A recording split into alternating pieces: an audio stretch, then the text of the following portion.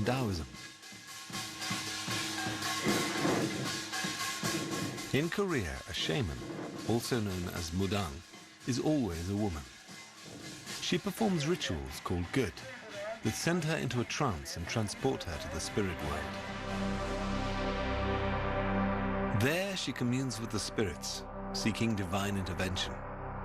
She also acts as a conduit for these unseen forces to contact the living.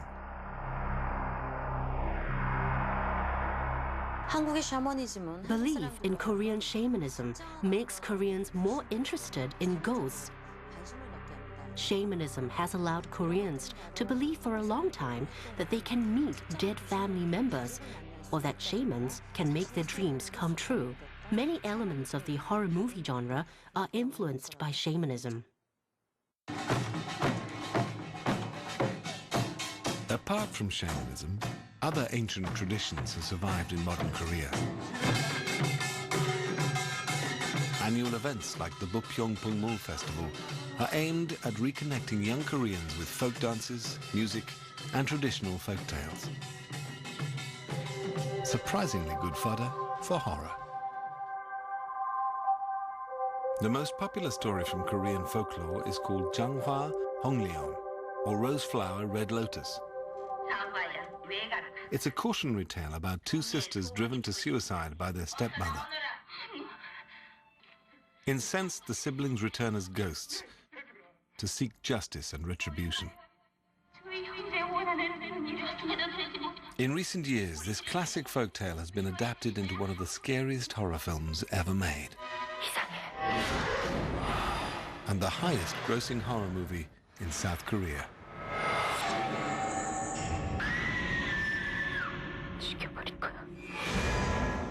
Tale of Two Sisters is the biggest Korean horror film ever in Korea.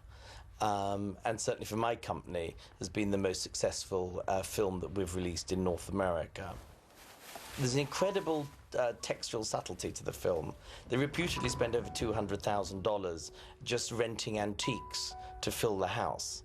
And if you look at the film, you can get so swayed just by looking at the carpets, the curtains, without worrying actually what's in the cupboard.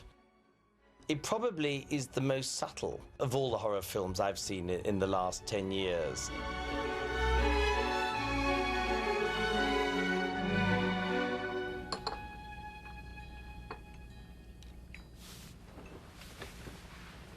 But beyond its beauty and subtlety, Tale of Two Sisters hits home in the way it turns a soap opera about a dysfunctional family into horror. 난 저녁같이 안 할 거야. 뭐? 그 사람이랑 저녁같이 안 할 거라고. 그 사람이 아니고 너의 삼촌이야.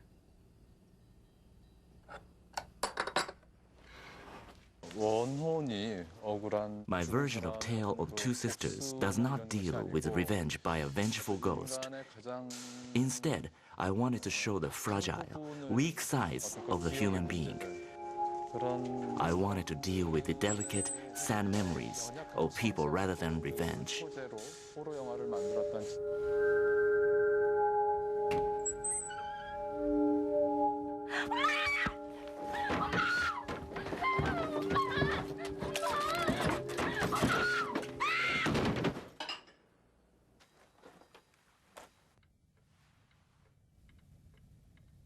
One thing that seems to distinguish the Japanese and Korean horror films from some of these other Asian horror films is the distinctive emphasis on horror within the nuclear family.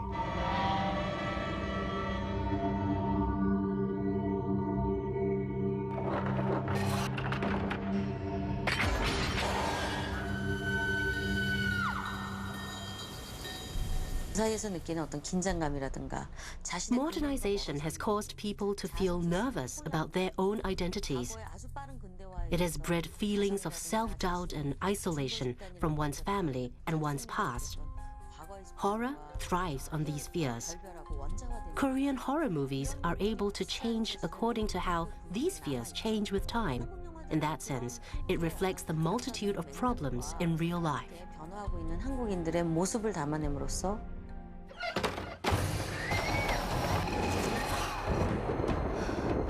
Korean horror films have gripped the imagination of fans. even inspiring them to play out these fantasies in real life. But this is better than any horror movies. This is really bad. These horror fans are skipping the cinema tonight for a dose of true horror. I'm so scared.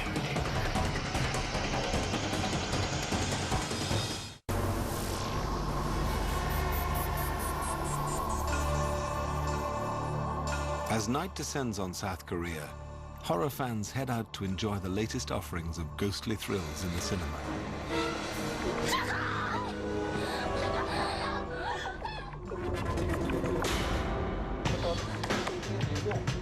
But for a die-hard group of fans, that's not scary enough. They're heading for a deserted mental hospital located in the town of Konjiam, an hour away from Seoul. They call themselves the Haunted House Tour, and they're looking for ghosts. According to tour leader Alex Lee, the staff and patients of this hospital suddenly fled the premises 10 years ago.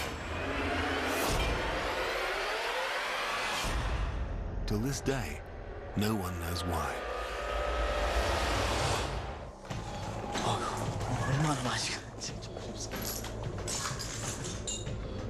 More and more fans in Asia are writing their own scripts, playing out their fantasies, starring in their own do-it-yourself horror shows.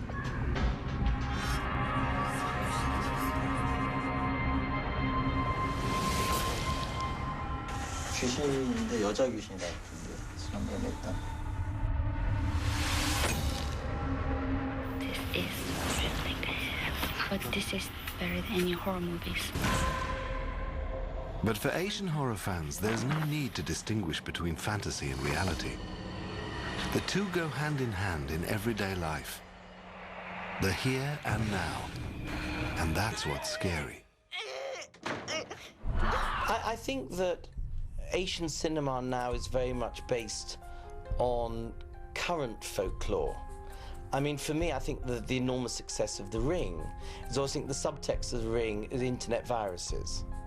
And it's the idea of something comes into your home, you can't control it, you don't know how much of your life it's going to destroy or ultimately destroy you.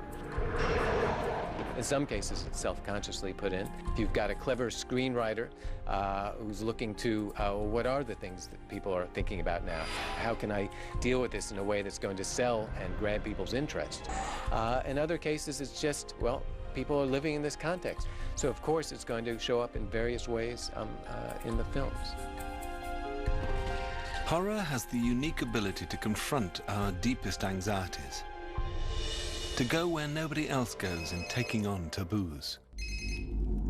And nobody connects with their audience better than Asian horror filmmakers who are using their craft to push us all to the limit.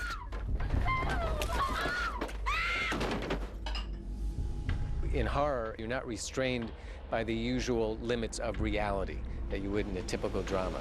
In horror, you have free reign to do what you want because the horror genre, a fantastic genre, allows you to do that.